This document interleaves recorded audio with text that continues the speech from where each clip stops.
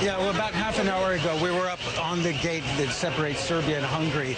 And, of course, there's been a tense standoff for several hours there as people were pushing at the gate to try to get it to come down so they could go into Hungary. Now, after a little while, and it's still going on now, people are throwing bottles and apples and other objects in the direction of the Serbian, the Hungarian Special Terrorism Police, riot police. And afterwards, they fired back with tear gas, and you can see a water cannon is now being fired as well. And of course, among the crowd, there are many children, many women who are very close to that area. So there are a lot of people who were overcome with this tear gas, which is quite strong. Now, there are some Serbian police here, but just a really small number, nothing enough to handle this crowd at the moment. And of course, we've heard them all day chanting at that gate, open the door, open the door. And as far as the Hungarian authorities go, that's simply not going to happen.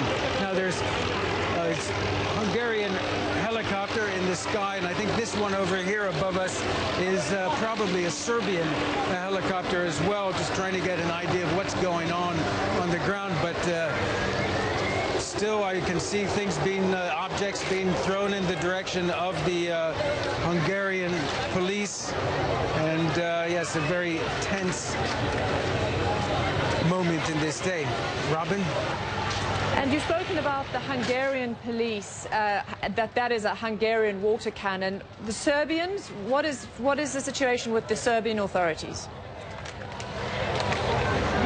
There's a handful of policemen who seem to be keeping an eye on what's going on, but not actually doing anything and trying to prevent the situation from changing. In fact, I see a group of policemen, about 7 Hungarian policemen, further about 25 meters back, further away from the gate than where we are. Some of them put on gas masks when the tear gas was being fired, but on the Serbian side, taking a fairly, shall we say, non-aggressive role in this action.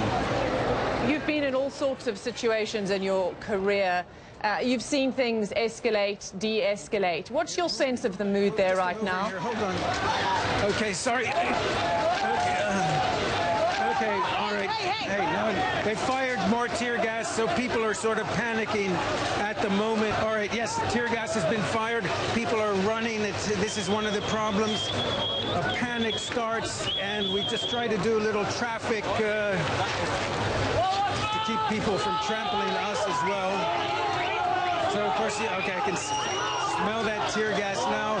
They're chanting, Allahu Akbar, God is great. Many of the migrants and refugees, of course, are from Syria and Iraq. And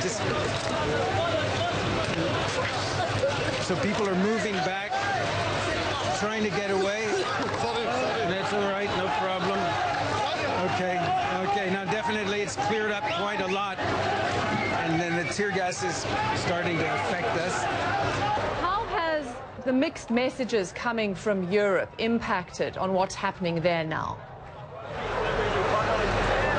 Well, of course, many people were delighted when, of course, they heard that Germany was opening its doors wide to refugees.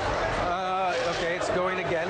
And therefore, I think this may account for the number of people who are actually here at this point.